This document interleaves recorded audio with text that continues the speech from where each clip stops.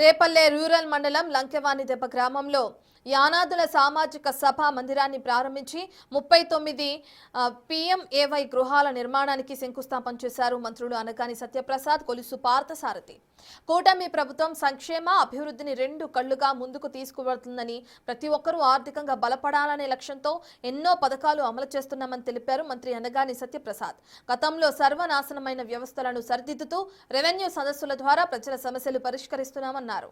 రేపల్లెను model నియోజకవర్గంగా తీర్చిదిద్దుతామని, super 6 ను super 16 గా మార్చిన ఘనత కూటమికే దక్కుతుందని స్పష్టం చేశారు.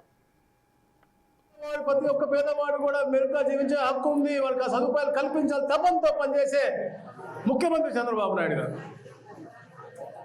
మనందరూ హక్కులు హరించి అతను అనువాయిని బాగుపడాలని లక్ష్యంతో పరిపాలించిన గత పాలకుడు 1924లో. నేను ఎన్నోసార్లు గత స్కూల్ పిల్లలు రాలేకపోతున్నారంటే బస్సు పంపించాలంటే సార్ స్ప్రింగులు పోతున్నాయి సార్ అనేవారు. ఈరోజు కొత్త బస్సులు వచ్చినాయి, కొత్త రోడ్లు వస్తూ ఉన్నాయి. సూపర్ 6 అని చెప్పి మేము 2024 చెప్పి మేము వచ్చాము మీ అందరి దగ్గరికి. 16 నెలల్లో సూపర్ 16 చేసి చూపించాం. చెప్పిన 6 గంటలు కూడా ఇంకా అద్భుతంగా కార్యక్రమాలు చేశాము. మీ అందరూ తెలిసి దేశంలో ఎక్కడ కూడా పెన్షన్ అనేది ఇంత ఎత్తున ఎవరు ఇవ్వలేదు. 16 నెలల్లో దాదాపుగా 50,000 కోట్ల రూపాయలు ఇచ్చాం.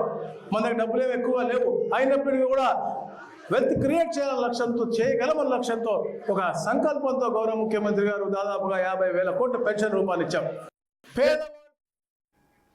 కూటమి ప్రభుత్వం అధికారంలోకి వచ్చిన 18 నెలల్లోనే 3 లక్షలకు పైగా ఇళ్ల నిర్మాణం పూర్తి చేసిందని, రానున్న 3 ఏళ్లలో 9 లక్షల ఇళ్లు పూర్తి చేసేందుకు ప్రణాళికలు రూపొందించామని తెలిపారు మంత్రి కొలుసు పార్థసారథి.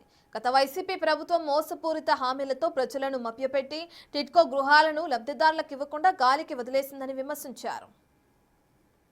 రాష్ట్రం వైపు ప్రపంచం అంతా చూస్తూ ఉంది, పెట్టుబడులు విపరీతంగా వస్తూ ఉన్నాయి. ఎందుకు వస్తూ ఉన్నాయంటే ఒక నాయకుడి మీద నమ్మకం, కార్యదక్షత మీద నమ్మకం. అలాంటి నాయకుడు మనకు కష్టపడి పనిచేస్తున్నాడు, రోజుకి 20 గంటలు పనిచేస్తున్నాడు. మనం కూడా గుర్తుపెట్టుకోవాలా, ఎలాంటి ఎన్నికలు ఇవాళ వచ్చినా కదా అప్పుడు చూద్దాం అంటే కాదు, ఎలాంటి ఎన్నికలు వచ్చినా కూడా ఎప్పుడు కూడా చంద్రబాబు నాయుడు గారిని, పవన్ కళ్యాణ్ గారిని, మోడీ గారిని మర్చిపోకూడదు. ఎందుకంటే పేదవాడికి ఎప్పుడైనా మంచి చేయగలరు అంటే అది ఈ కూటమి ప్రభుత్వం మాత్రమే. మళ్ళీ మీరు సరే ఎవడో కూడా చూస్తాడు, ఎందుకంటే అబద్ధాల పునాదులు పుట్టే పార్టీ ఆ పార్టీ చెప్పారు. వైసీపీ పార్టీ 19లో ఒకసారి ఇచ్చారు, సంకరాకి ఇచ్చాడు రాష్ట్రాన్ని. ఎవరి గురించి కూడా ఆలోచించలేదు. ఈరోజు ఉపాధి కల్పిస్తూ ఉన్నాం. 20 లక్షల ఉపాధి కోసం మీ పిల్లలందరూ కూడా ఈరోజు ఆంధ్ర రాష్ట్రంలో ఒక స్థాయికి ఎదగాలి అనే లక్ష్యంతో ఈ ప్రభుత్వం పనిచేస్తూ ఉంది. ఆ రోజు హైదరాబాద్ అంతా కూడా డెవలప్ చేస్తూ ఉంటే ఏంటో విజన్ 2020 అన్నారు. కానీ ఈ రోజున ఈ రాష్ట్రం నుంచి ప్రతి ఒక్క కుటుంబం నుంచి ఒక మనిషి హైదరాబాద్లో ఉన్నత స్థాయి ఉద్యోగం చేస్తూ ఉన్నా అంటే ఆ రోజు వేసిన పునాది చంద్రబాబు నాయుడు. అలాంటి పునాది ఈ రోజున రాష్ట్రం నలుమూలల, విశాఖపట్నానికి ఐటీ హబ్, అమరావతిలో ఎన్నో కార్యక్రమాలు, మనకి ఎన్ని ఫైనాన్షియల్ ఇన్స్టిట్యూషన్స్ అన్ని కూడా హెడ్ క్వార్టర్స్ వస్తూ ఉన్నాయి. తిరుపతి సైడ్ నుంచి ఒక స్పిరిచువల్ హెడ్గా, అలాగే మనకి ఎన్నో ఎలక్ట్రానిక్స్ కానీ, ఏరోస్పేస్లు కానీ, రాయలసీమ పై ఇట్లా ఒక ప్రణాళిక వేసుకుని ఆ ప్రణాళికని తప్పకుండా ఆచరించాలి. దాని ద్వారా వచ్చే ఫలాలు ప్రతి ఒక్క పేదవాడికి కూడా